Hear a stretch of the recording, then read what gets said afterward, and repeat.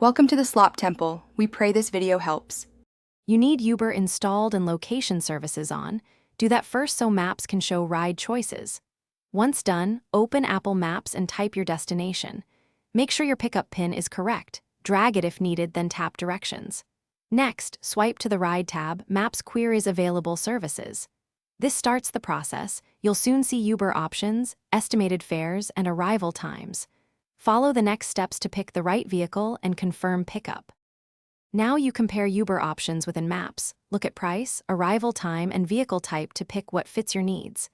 Tap the option you want. Maps will show a fare estimate, driver ETA, and the pickup pin. Make adjustments. Move the pin, choose an alternate pickup spot, or add a note for the driver if needed. Once satisfied, select Confirm or Request. Maps then hands off to Uber to finalize the booking. Stay on the screen until you see the driver details. Finally, confirm the ride and wait for driver details to appear. Verify car make, color, and plate before you get in. If the handoff to Uber stalls, force close Apple Maps and reopen it, or toggle location services and try again. This often resolves stale data. Make sure the Uber app is up to date. If issues persist, open the Uber app to view or cancel the ride and contact in-app support.